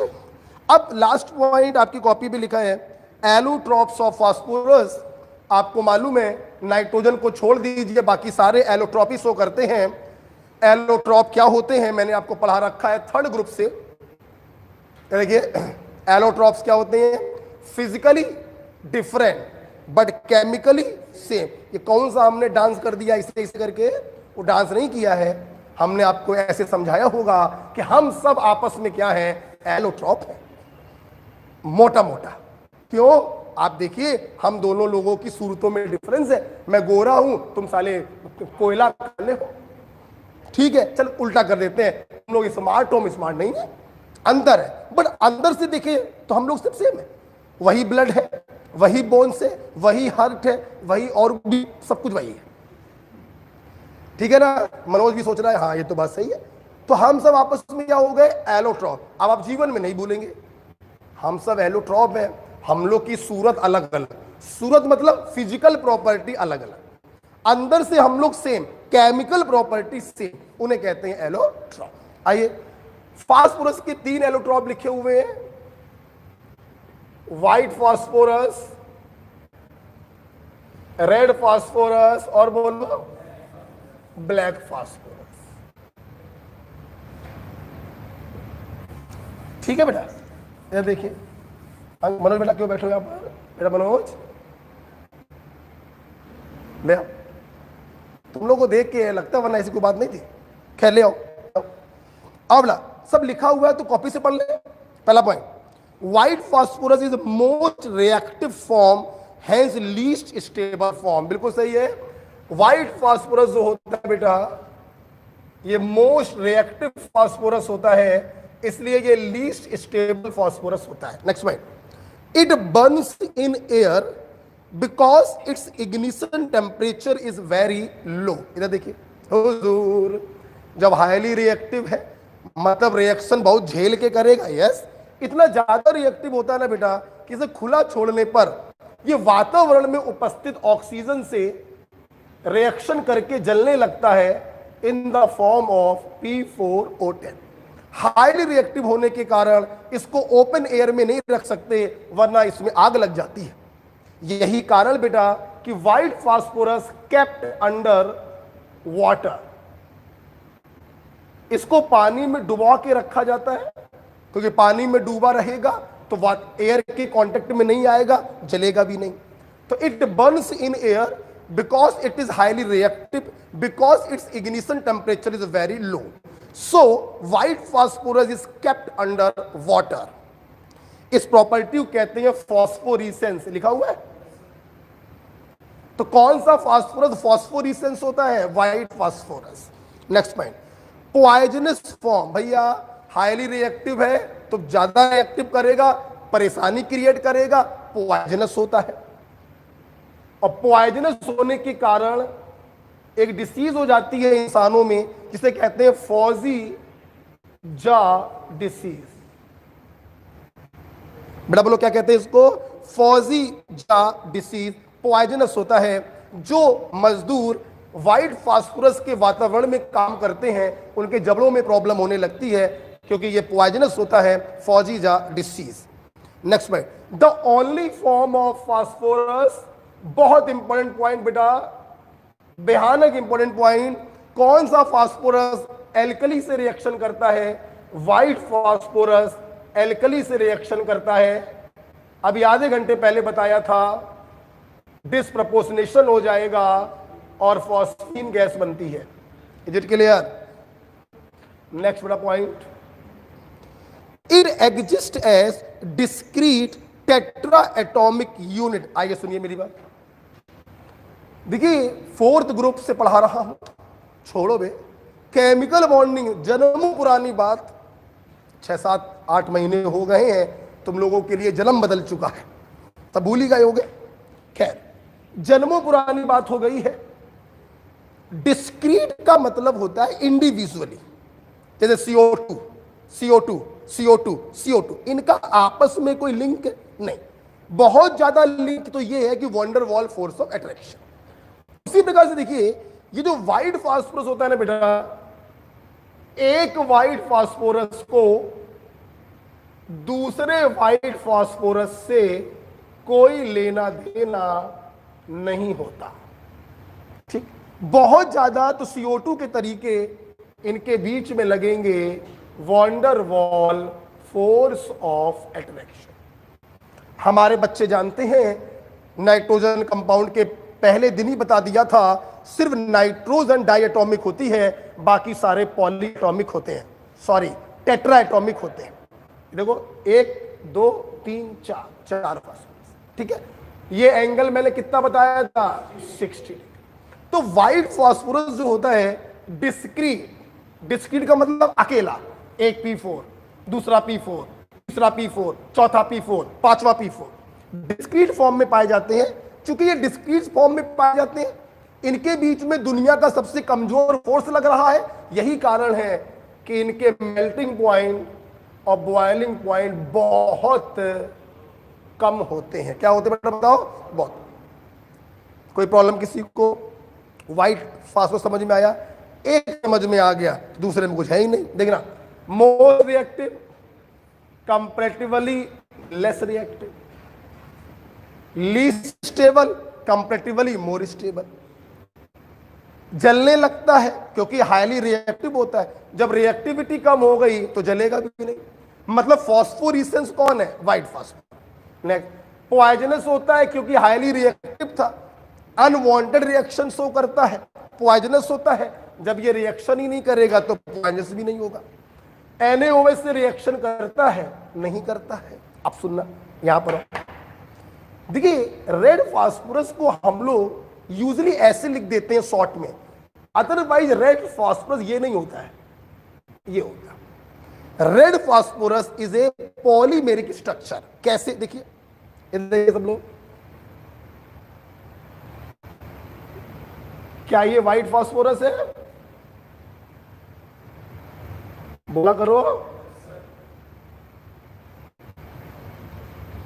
डिस्क्रीट था, अलग अलग था। अब क्या हुआ, ये वाला एक बॉन्ड टूट गया,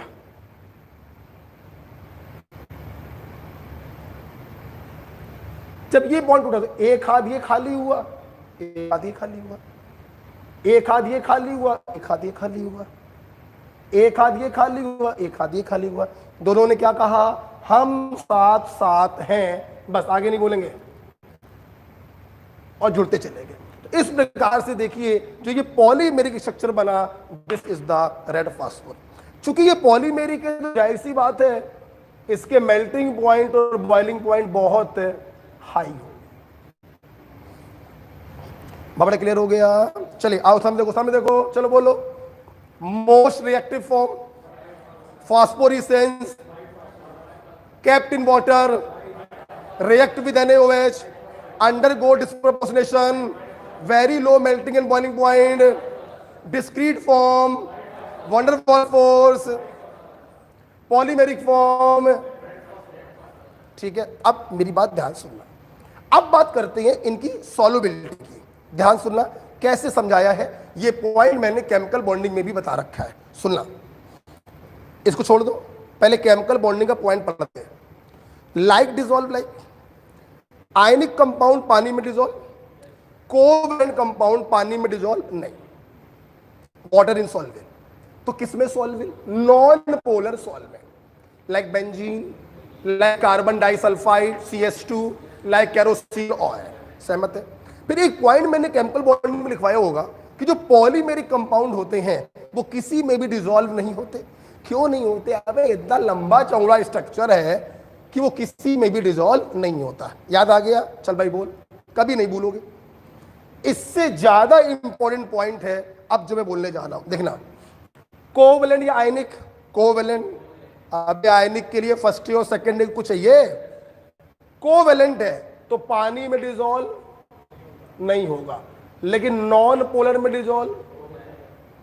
खत्म। इधर आओ हुजूर, भैया क्या है? पॉलीमेरिक। और पॉलीमेरिक होने के कारण ना पानी में डिसॉल्व होगा ना कार्बन डाइसल्फाइड में डिसॉल्व होगा। आप बताइए, याद करोगे क्या? नहीं। नेक्स्ट पॉइंट, ये सब लिखा हुआ है। ब्लैक फास्फोरस में आई बेटा, मोस्ट स्टेबल फॉर्म। यस, सबसे इंपॉर्टेंट बात, most stable, least reactive. Is it clear? तो आप देखिए, मोस्ट रिएक्टिव है व्हाइट और मोस्ट स्टेबल है ब्लैक। मेटेलिक लस्टर होता है, नॉन मेटल जिसमें मेटेलिक लस्टर हो, एक आयोडीन बताया था आपको अगर याद हो, आयोडीन, और एक बताया है ब्लैक फास्फोरस। मेटेलिक लस्टर होता है। इट इज ग्रेफाइट लाइक, लिखा हुआ है बेटा, ग्रेफाइट के जैसा होता है, हेक्सागोनल, और इसका एंगल भी लिखा है शायद 99 डिग्री। ठीक है, पॉइंट सब क्लियर हो गया? बोलो। आप देखेंगे आपकी कॉपी में एक डब्बे के अंदर पॉइंट लिखा है, allotropes are always interconvertible, लिखा हुआ है। एक प्यारा पॉइंट है, ध्यान रखिएगा। व्हाइट को रेड में बदल सकते हो, रेड को ब्लैक में बदल सकते हो। तो एलोट्रॉप्स जो होते हैं वो इंटर कन्वर्टेबल होते हैं।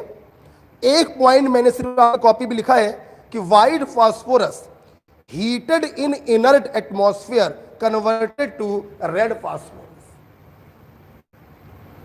Heated in inert atmosphere converted to red phosphorus. इस चीज को आप लोग ध्यान रखिएगा।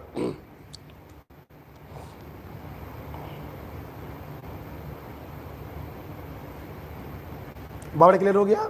तो white phosphorus heated in inert atmosphere converted to red phosphorus. Okay, तो इस प्रकार से आपका एलोट्रॉप ऑफ फास्फोरस क्या हुआ, खत्म हुआ। बताओ जल्दी जल्दी बोलो बेटा, फास्फोरेसेंस कौन है, व्हाइट। हाईली रिएक्टिव बोलो, NaOH से रिएक्शन बोलो, पानी में इनसॉल्वेबल लेकिन नॉन पोलर में सॉल्वेबल बोलो, पानी के अंदर डिप करके कौन रखा जाएगा, मोस्ट स्टेबल बोलो, मोस्ट स्टेबल बोलो, मेटेलिक लस्टर बोलो, ग्रेफाइट लाइक बोलो। व्हाइट फास्फोरस को रेड फास्फोरस में कैसे बदलोगे, हीटेड इन इनर्ट एटमॉस्फेयर, ठीक है। आल्दो इसको गर्म करने पर भी ये मिलता है, रेड को गर्म करोगे तो ये मिल जाएगा, रेड फास्फोरस, ब्लैक फास्फोरस मिल जाएगा, ठीक है। आइए अब आपकी कॉपी भी लिखे हुए हैं फर्टिलाइजर, लिखे हुए हैं। आज आपने ऑर्गेनिक का क्या पढ़ लिया, PCl5।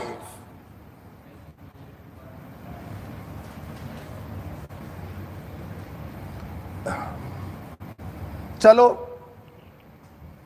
आगे बढ़ते हैं। अच्छा एक काम करते हैं, चलो नहीं करेंगे, फायदा नहीं करने से, होना वही है, छोड़ो हटा। नहीं नहीं, मन में आया था कि पर डे कुछ ऑर्गेनिक के बारे में बता दें, लेकिन चलो कोई नहीं, सर तो पढ़ा ही रहे हैं ऑर्गेनिक, नहीं नहीं ठीक है, वो नोट्स तो वीडियो तो आ ही रहे हैं ऑर्गेनिक के, उनसे पढ़ते रहो। नाइट्रोजनस फर्टिलाइजर देखिए क्या क्या लिखे कॉपी पर। पहला फर्टिलाइजर मैं आपको पढ़ा चुका हूं, सिंडरी फर्टिलाइजर, अमोनियम सल्फेट, वही लिखा है पहला। दूसरा नंगा फर्टिलाइजर, नंगा नहीं में, Nangal fertilizer, Nangal fertilizer, it is calcium ammonium nitrate in short can, लिखा है बेटा, कैल्शियम अमोनियम नाइट्रेट। ये देखो, ये देखो, कैल्शियम अमोनियम नाइट्रेट मतलब क्या जानते हो, मतलब calcium nitrate plus ammonium nitrate is calcium ammonium nitrate. तो calcium nitrate plus ammonium nitrate is calcium ammonium nitrate, बोले तो नागल फर्टिलाइजर। नेक्स्ट नाइट्रोलिम में बता चुका हूं, calcium cyanamide plus carbon फिजर रिंजे method में बना था। और यूरिया तो वर्ल्ड फेमस है, NH2CO NH2। आपने नया क्या पढ़ा, सिर्फ नागल फर्टिलाइजर आपने नया पढ़ा। नेक्स्ट फॉस्फेटिक फर्टिलाइजर में आइए। देखिए फॉस्फेटिक फर्टिलाइजर में 3 नाम लिखे हुए हैं, calcium super phosphate of lime, मैं कैसे पढ़ा रहा हूं वो देखिए।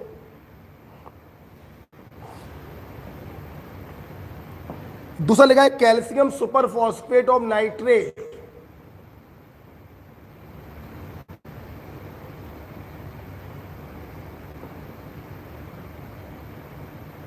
और तीसरा लिखा है ट्रिपल फॉस्फेट। लिखा है कि नहीं लिखा है, अब मेरी बात सुनो ना, एक बार सुन लो बस। देखो इन तीनों में ही होता है कैल्शियम डाइहाइड्रोजन फॉस्फेट।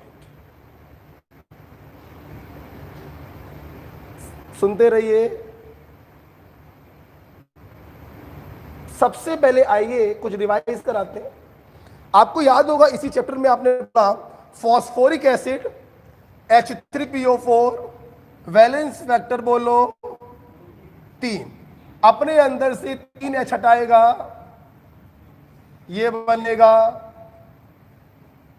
ये बनेगा, और ये कुछ याद है आपको, डाइहाइड्रोजन फॉस्फेट 8 आएगा, एक एसिड में 8 आएगा, हाइड्रोजन फॉस्फेट और सिंपल फॉस्फेट।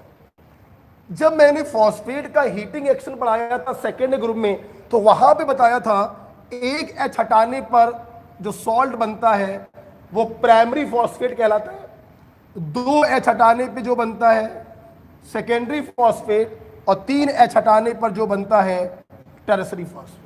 आपको विश्वास नहीं होगा लेकिन ये सवाल आपके मेडिकल में आया कि जितने भी फॉस्फेटिक फर्टिलाइजर होते हैं उसमें कैल्शियम सॉल्ट कौन सा होता है, प्राइमरी सेकेंडरी या टर्सरी।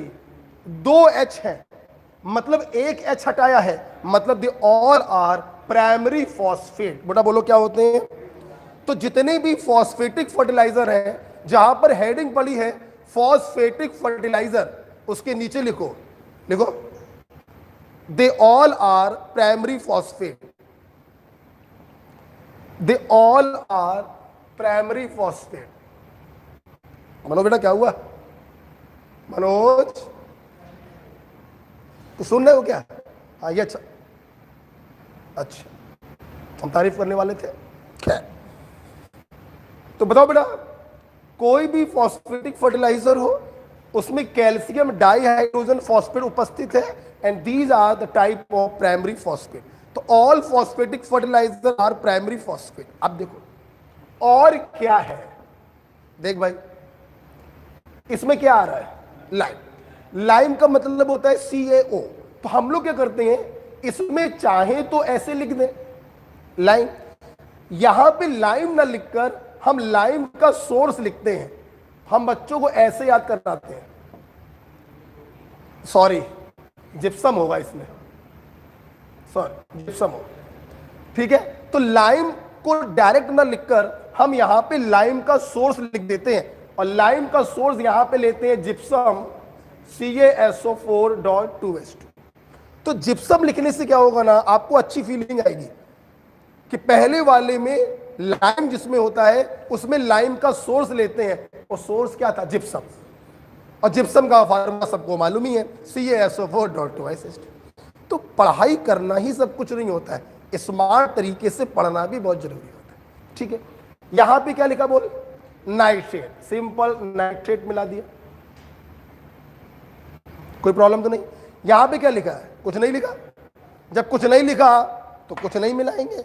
एक चीज लिखी है, ट्रिपल 3 गुना कर दिया, बात क्लियर। अब भूल के दिखाओ भैया जाने, ओके। तो इस प्रकार से देखिए सारे फॉस्फेटिक फर्टिलाइजर जो है खत्म हो गए। कहीं मेरे दिमाग में छोटा सा पॉइंट आ गया है, कहीं मैं भूल ना जाऊं, लिखवाना ना भूल जाऊं, मैं नहीं भूल जाऊंगा।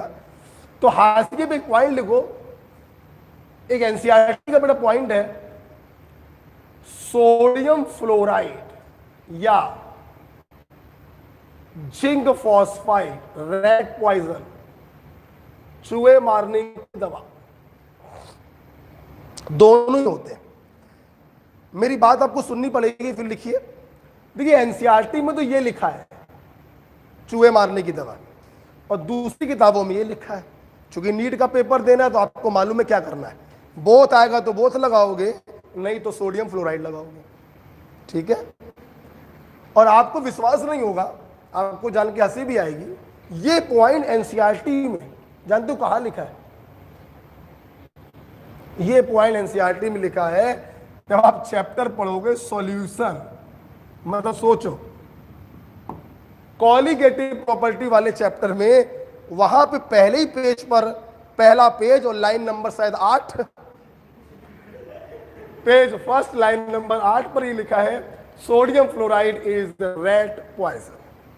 और दूसरी किताब में क्या लिखनी है, जिंक फॉस्फाइड। तो बोथ हो तो बोथ, और नहीं तो क्या टिक करोगे, सोडियम फ्लोराइड। ओके, चैप्टर खत्म हो चुका है 5th ग्रुप। अब मेरे पास 2-3 सवाल है, तैयार हो जाइए करने के लिए, आपको करना है।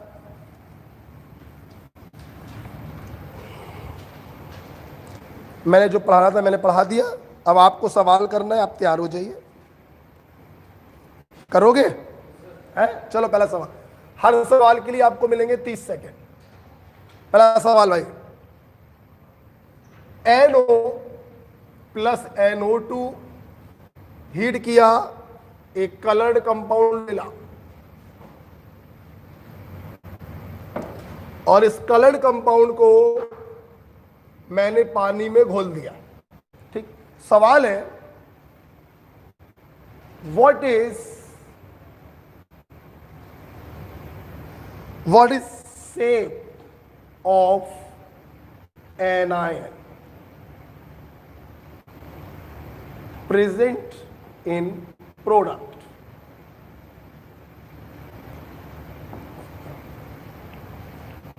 करें, सिर्फ 30 लिख लीजिए, लिखने के बाद 30 सेकंड आपके पास है।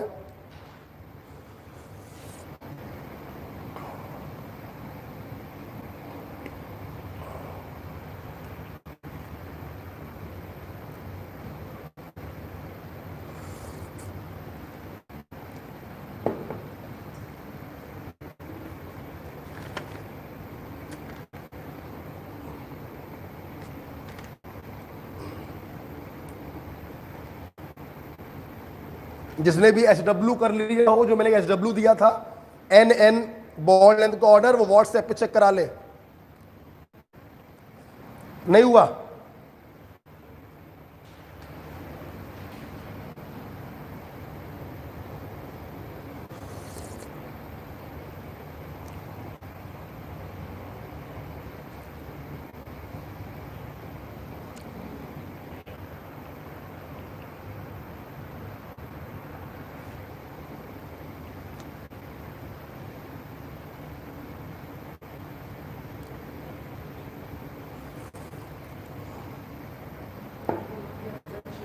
देखते हैं, देखिए बेटा, it's very simple. NO plus NO2 coloured compound और नाइट्रोजन का कलर्ड कंपाउंड दो ही तो बताया मैंने। गैसियस में बताया NO2 और सॉलिड में बताया N2O3, pale blue solid. NO2 तो दिया ही गया है, तो ये N2O3 होगा भैया। पेल ब्लू कलर बताया नहीं बताया? अब उसमें डाला है पानी। नॉन मेटल के ऑक्साइड में पानी डालने पर वो अपने ऑक्सी एसिड में बदलेगा। N2O3 प्लस 3 बोलो, तो ये बनेगा HNO2। बोलो हुजूर, बताओ, हमें इसके एनायन का शेप बताना है। यही तो NO2 हुआ, सबको मालूम है यार।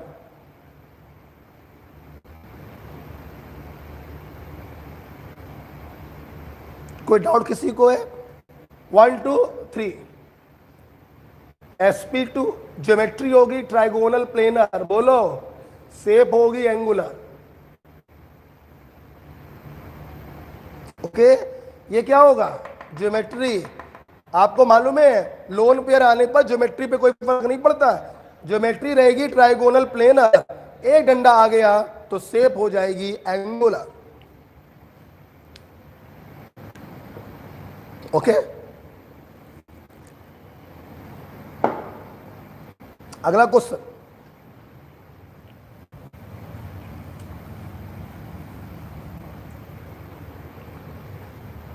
अगला क्वेश्चन करेंगे आप लोग, करिए। कैल्शियम इमाइड, मैं अपने छात्रों को बताना चाहूंगा, आज तो बता चुका हूं मैं। Amide is NH2-1, imide is NH-2। कई बार बताया है, फिर बाकी आपकी इच्छा है भाई, है ना, मैं बता चुका। Calcium imide on hydrolysis produces gas A. Gas A on reaction with bleaching powder produces gas B, and gas B on reaction with magnesium produces a solid C, and solid C on reaction with water produces gas A, but on heating produces gas D. Find out A, B, C, D.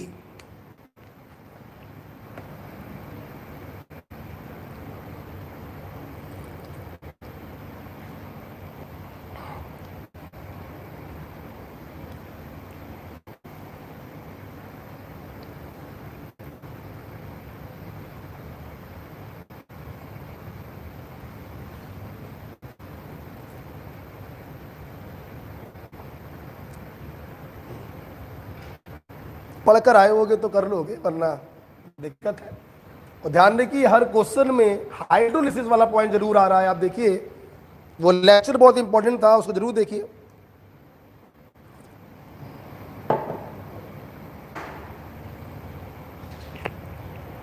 हो गया?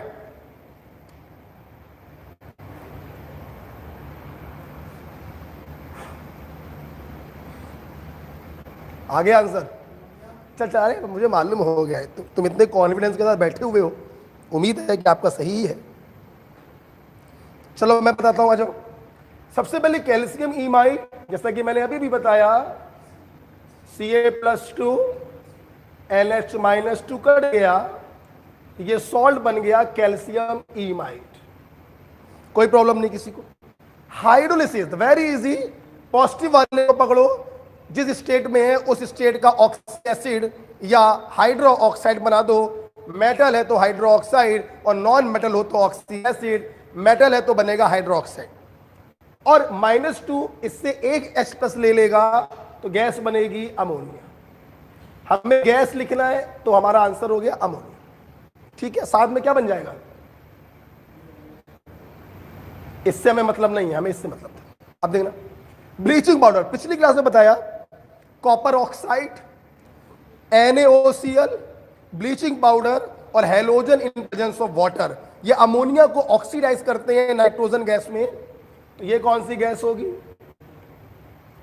Nitrogen. ठीक है, अब magnesium with nitrogen, ये भी मैंने बताया पिछली क्लास में, सेकेंड ग्रुप की सारी मेटल और फर्स्ट ग्रुप में सिर्फ लिथियम नाइट्रोजन से डायरेक्ट कंबाइन करता है और अपना बनाता है nitride. So this is what? Magnesium nitride. Got it? ये रिएक्शन मैं आपको बता चुका हूं। अगेन हाइड्रोलिसिस है, मैग्नीशियम बदलेगा अपने हाइड्रोक्साइड में और नाइट्राइड 3H+ देकर बनाएगा अमोनिया। सो गैस ए देखिए फिर से आपको मिल गई, और मैग्नीशियम बदल गया अपने हाइड्रोक्साइड में। और मैंने वहीं पर यह भी बताया था कि अगर इसको गर्म कर दें तो वापस से टूट जाएगा, जिससे मिलकर यह बना होगा गैस डी। ये तो वापस से गैस बी बन गई ना, गैस बी।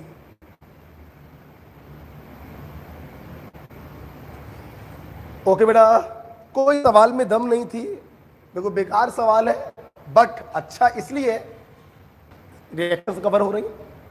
तीसरा क्वेश्चन करते हैं भाई।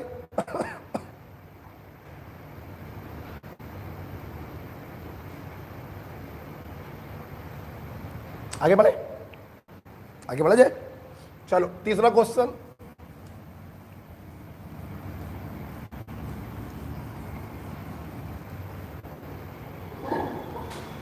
तीसरा क्वेश्चन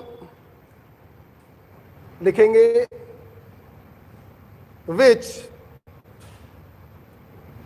ऑफ फॉलोइंग,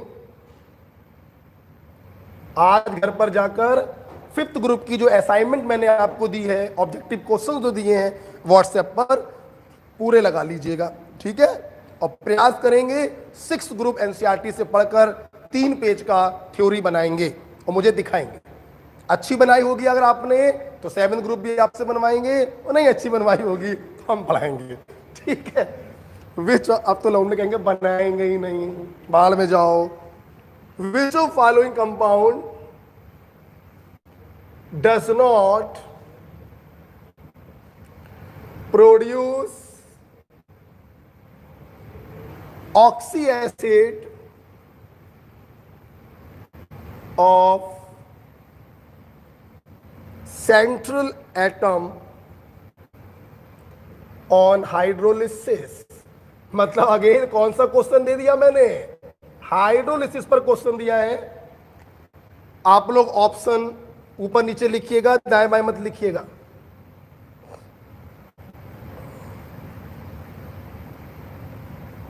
आंसर यार बिना पेन चलाए बताओगे तो हम मानेंगे यार, वरना बेकार पढ़ाना हमारा है भाई। सवाल ये है, सेंटर एटम अपने ऑक्सी एसिड में किसमें नहीं बदल रहा है? ऑक्सी एसिड पॉजिटिव वाले बनाते हैं ना, तो जिस सेंटर एटम का ऑक्सीडेशन नंबर पॉजिटिव होगा वो ऑक्सी एसिड में बदलेगा, और नेगेटिव होगा तो ऑक्सी एसिड में नहीं बदलेगा, हाइड्राइड में बदलेगा। खत्म हो गई बात। बताओ यार कौन सा? सेकंड चेक करें, देखो बोरॉन पॉजिटिव, नॉन मेटल है, अपने ऑक्सी एसिड में बदलेगा बोरिक एसिड, मतलब इसका सेंटर एटम अपना ऑक्सी एसिड बना रहा है बोरिक एसिड। फ्लोराइड में पार्शियल हाइड्रोलिसिस होती है, बोरिक एसिड के साथ साथ फ्लोरोबोरिक एसिड भी आपको प्राप्त होगा। मैं बार बार कह रहा हूं, हाइड्रोलिसिस वाला वीडियो जाकर देखिए।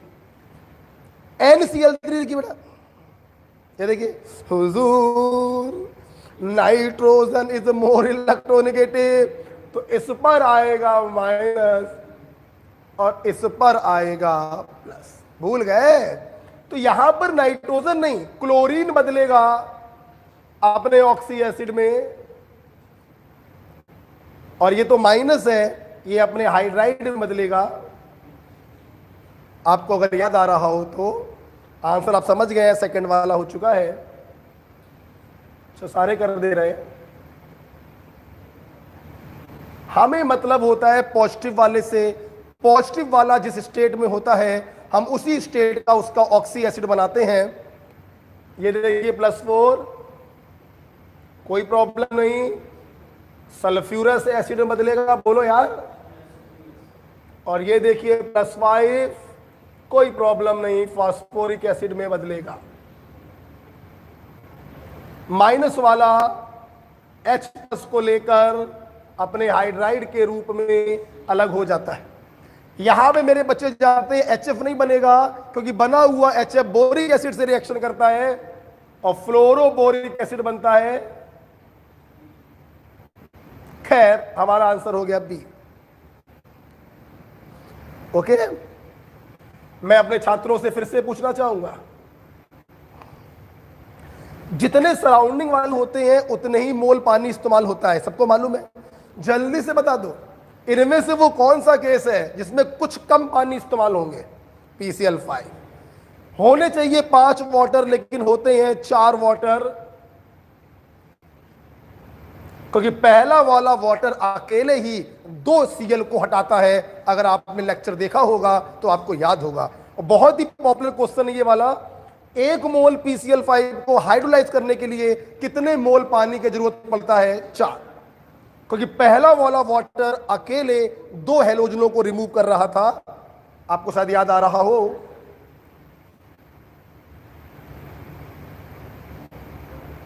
याद तो नहीं आ रहा होगा, तुम लोग जोश में बोल रहे हो झूठ, कोई बात नहीं, ऐसे निकल रहा था। और ये देखिए, पहले वाटर ने अकेले 2 Cl को हटाया था, फिर 3 Cl बचे, कोई प्रॉब्लम नहीं, 3 वाटर का इस्तेमाल हम लोगों ने किया था और फास्फोरिक एसिड बना था। तो बनाने का तरीका तो आपको मालूम ही है, डायरेक्ट बना सकते हैं, जिस स्टेट में ये हो उसी स्टेट का ऑक्सी एसिड बना दीजिए। 4 मोल पानी क्यों लगना चाहिए था 5 मोल? तो उसकी मैकेनिज्म मैंने आपको वहां पढ़ा रखी थी। ओके डियर, लास्ट सवाल दे दे।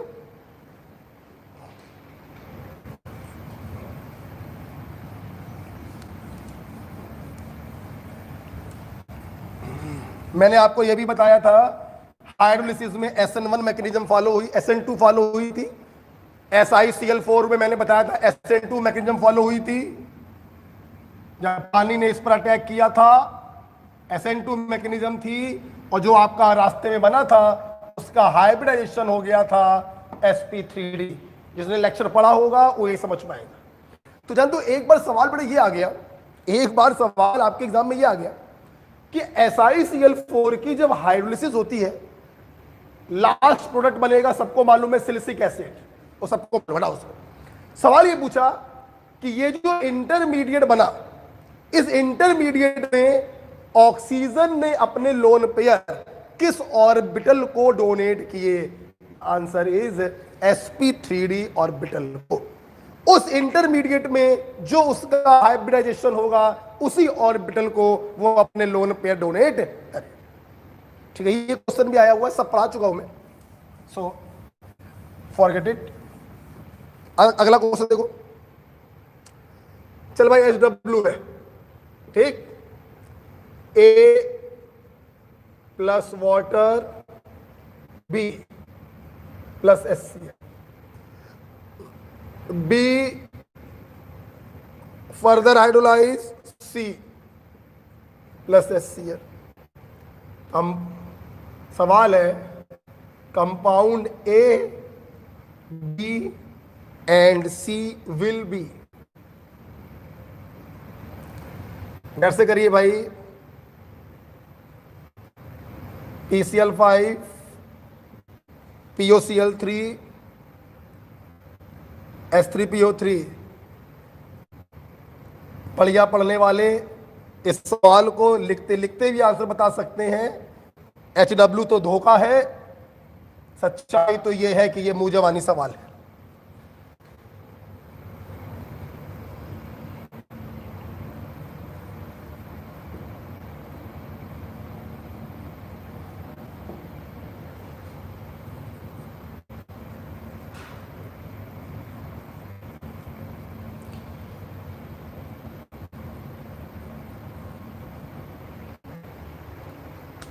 आप जानते हैं बेटा, इस क्वेश्चन को तो मतलब हम लोग मतलब बिना करे बता सकते हैं आंसर। किसी बच्चे को हम कहते हैं कुछ भी ना आता हो, अगर उसे सिर्फ एक बात मालूम हो कि हाइड्रोलिसिस के दौरान ऑक्सीडेशन नंबर में फर्क नहीं पड़ता है, तो वो ये एक सवाल बिना पेन चलाए कर सकता है? बस बिल्कुल सही बता दिया। The answer is B. ले यार, हम हमेशा यार SW देते हैं और साला वहीं करा देते हैं, पुरानी आदत हो चुकी। आप जरा एक बार सामने देखिए, फिर लिख लीजिएगा। देखिए बेटा कैसे, देखिए +5 ले +3। साले हाइड्रोलिसिस में ऑक्सीडेशन नंबर कब से बदलने लगा भाई? गलत हो गया। इसमें आओ, ये तो मतलब महान क्वेश्चन ऑप्शन, एलिमेंट ही बदल गया। ले भैया, सल्फर से फास्फोरस, असंभव वाली बात हो गई। यहां पर देखो +3 +5, लो ऑक्सीजन नंबर बदल गई। 3 ऑप्शन तो ऐसे गलत हो गए भैया, सिर्फ सेकंड वाला देखो सही है, +5 +5 +5। आप समझ भी गए होंगे, पहले 1 मोल पानी आया होगा, 2 Cl को हटाया होगा, POCl3 बना होगा, फिर 3 मोल पानी आए होंगे, H3PO4 बना। ठीक है, सो ओके भाई, थैंक यू। मेरे पॉइंट ऑफ व्यू से मेरे बच्चों की इनऑर्गेनिक केमिस्ट्री पूरी खत्म हो चुकी है। इनऑर्गेनिक केमिस्ट्री पूरी खत्म हो चुकी है। 6 ग्रुप के नोट्स बना के मुझे सेंड करिएगा। कल YouTube पर देखिएगा, थंबनेल जब आ जाए कि शाम की क्लास है, तो कल शाम की क्लास होगी, 99% होगी। आप लोग को अभी दिखा नहीं सकता हूं, यहां पे चोट लगी हुई है। बाइक से आ रहा था तो थोड़ा एक्सीडेंट, छोटा सा एक्सीडेंट हुआ, बड़ा नहीं हुआ। यहां पे चोट लगी हुई है। अब YouTube पे वो ना खोल के दिखाते हैं। तो कल 99.99% क्लास होगी, बफर सॉल्यूशन डिस्कस करेंगे। ओके, सो ओके भाई, थैंक यू।